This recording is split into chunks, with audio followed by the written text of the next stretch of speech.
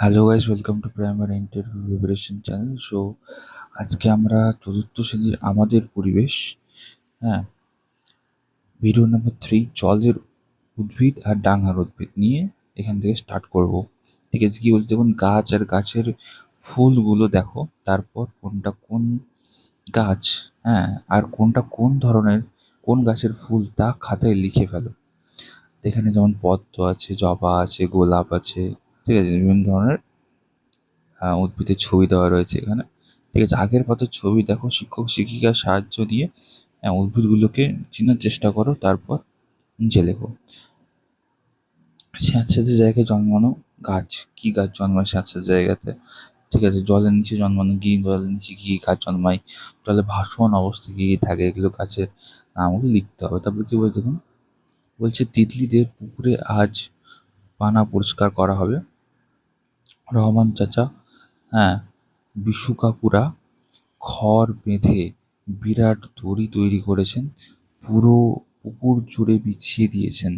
তারপর দুদিক দিয়ে ধীরে ধীরে টান দিলেন, সব পানাগুলো পুকুরের, হ্যাঁ, জড়ো হয়ে গেল।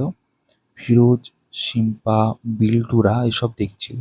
বিল্টু বলল, জলেতে কত রকম গাছ। ফিরোজ বলল, ডাঙাতেও তো কত রকম গাছ। বাড়ির ফণিমনসার গায়ে কত কাঁটা, কোনো জল দিতে হয় না।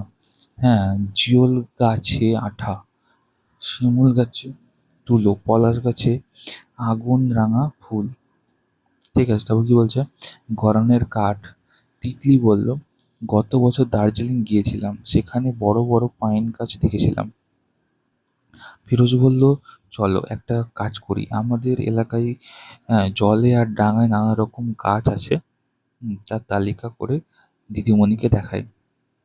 তোমরা এবার তোমাদের এলাকায় কি কি উদ্ভিদ পাওয়া যায় তা চেনো, উদ্ভিদের ধরন অনুযায়ী তাদের নিচে তালিকায় লেখো। গাছের, জলের গাছ, ডাঙার গাছ, কাঁটা আসে এমন গাছ, ফুল ও ফল হয় এমন গাছ, এগুলো লিখতে হবে। তো যাই হোক, এই যে এখানে আমরা যেটা পেলাম, বিভিন্ন ধরনের উদ্ভিদ সম্পর্কে অলরেডি ডেমো দেওয়া রয়েছে। আপনারা অবশ্যই প্লেলিস্ট সেকশন ভিজিট করবেন বা ডেসক্রিপশনে দেখে নেবেন, ভিডিওটা পেয়ে যাবেন। ঠিক আছে, নেক্সট বলছি কি, বলছে নানা ধরনের প্রাণী। নিচের প্রাণীগুলোকে দেখো, তারপর খাতায় তাদের নাম লেখো। কচ্ছপ আছে, প্রজাপতি আছে, মাছ আছে, তাই তো, ময়ূর আছে, সাপ আছে। যাই হোক, কি বলছে, আমাদের চারপাশে কত রকম প্রাণী রয়েছে বলো তো।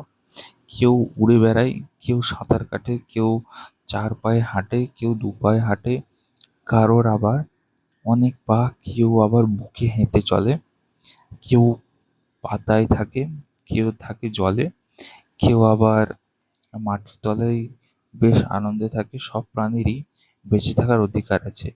এদের নানা রকম রং, এরা প্রত্যেকে নিজের জায়গায় সুন্দর, এরা নিজের মতো থাকার জায়গা খুঁজে নেয়, খাবার জোগাড় করে, নতুন নতুন প্রাণীর জন্ম দেয়। আবার বেশ কিছু প্রাণী আছে যাদের খালি চোখে দেখাই যায় না। এইভাবেই পরিবেশ আমরা পরিবেশে আমরা সবাই মিলে বেঁচে থাকি। দিদি, খালি চোখে দেখা যায় না এরকম প্রাণী আছে, তাহলে ওদের দেখবো কি করে? হ্যাঁ আছে, ওদের দেখতে গেলে ওই যন্ত্রের দরকার, এই যন্ত্রের দরকার।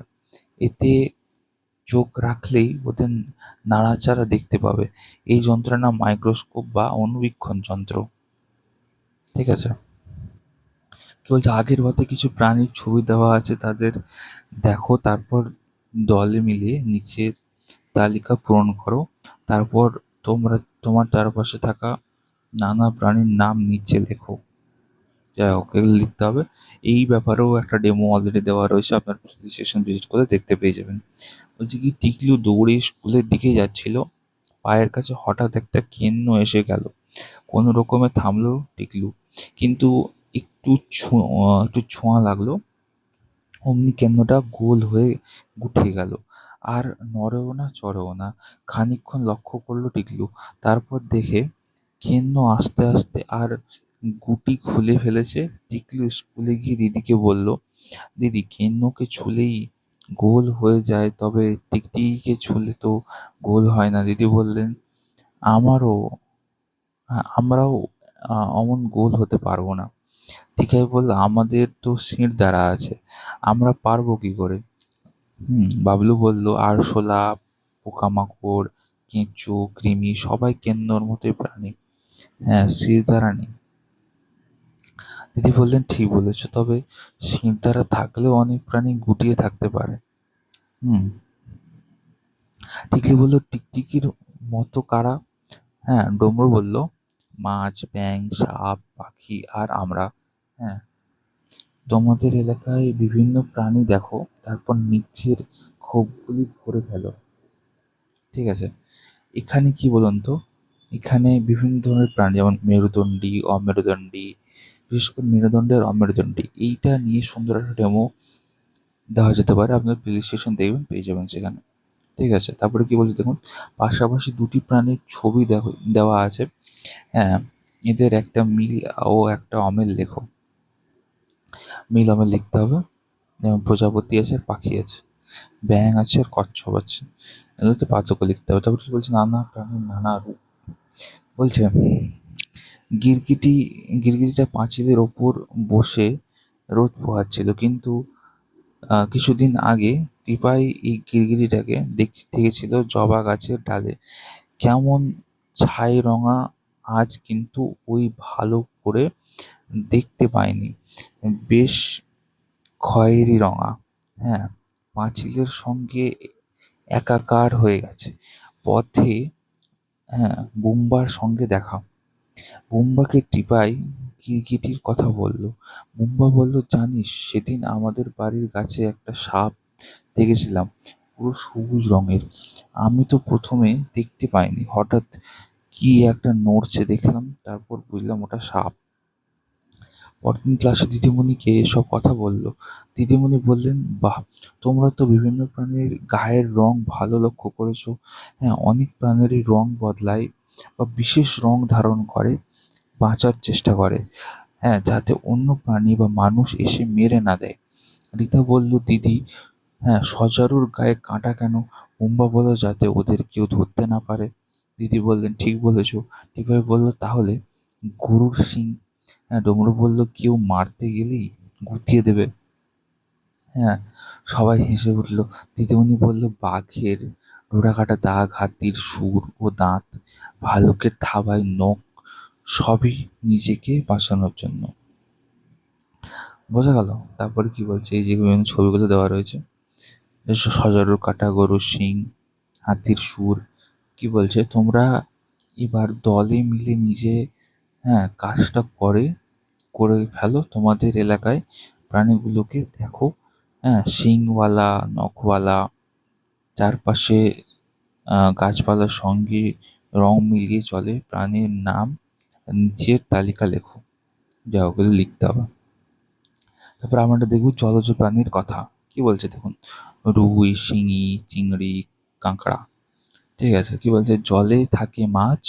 হ্যাঁ, মাছেরাও নানা রকমের, নানা নামও রয়েছে।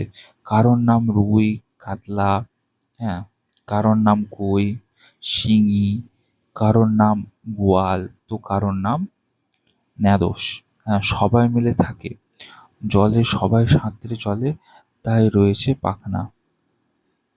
হুম মানে সাঁতার কাটার জন্য পাখনা রয়েছে, নানা ধরনের পাখনা, আর রয়েছে আঁশ সারা, হ্যাঁ, শরীর জুড়ে।